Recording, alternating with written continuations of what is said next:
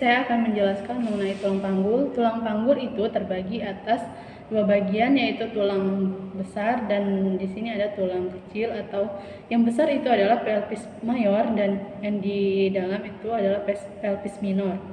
Fungsi dari pelvis mayor itu sebagai penopang tubuh manusia dan pelvis minor itu sebagai jalan keluarnya bayi dan tempat alat genitalia. Baik, pada tulang panggul itu dibagi menjadi 4 bagian. Itu ada 2 tulang pangkal paha atau coccyx, 1 buah tulang sakrum atau tulang kelangkang, dan 1 buah os coccygeus atau tulang tungging. Baik, pada coccyx atau tulang pangkal paha itu dibagi menjadi 3 bagian. Yang pertama ada os ilium atau tulang usus, ada os isium atau tulang duduk, os pubis atau tulang kemaluan.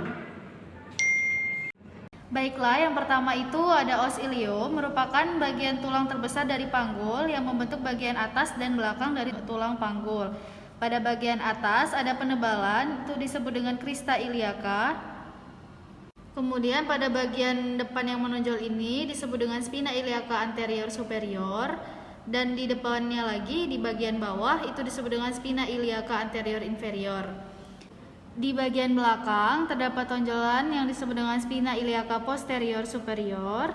Dan di bagian bawahnya lagi itu terdapat spina iliaca posterior inferior. Dan di bagian bawah sini terdapat teki yang disebut dengan incisura ischiadica mayor. Kemudian terdapat lajur yang membatasi antara tulang panggul besar dan tulang panggul kecil, yaitu linea innominata atau linea terminalis.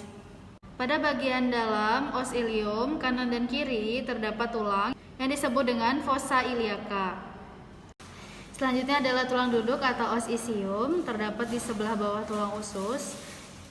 Di bagian pinggiran sini yang menonjol itu disebut dengan spina ischiadicum yang membatasi antara incisura ischiadica mayor dengan incisura ischiadica minor. Ini merupakan tuber ischiadicum yang berguna untuk menopang tubuh saat kita duduk. Selanjutnya yang ketiga itu ada tulang kemaluan, os pubis. Terdapat di sebelah bawah dan sebelah depan tulang usus dan duduk. Tulang ini membatasi sebuah lubang dalam panggul yang dinamakan ramen obotarium. Tungkai tulang kemaluan yang berhubungan dengan tulang usus disebut ramus superior ois pubis. Sedangkan yang berhubungan dengan tulang duduk disebut ramus inferior ois pubis.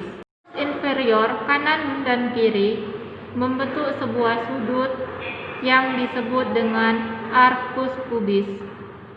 Tulang pangkal paha berhubungan dengan tulang kelangkang dengan perantara persendian yang disebut dengan sacroiliaca, articulation sacroiliaca.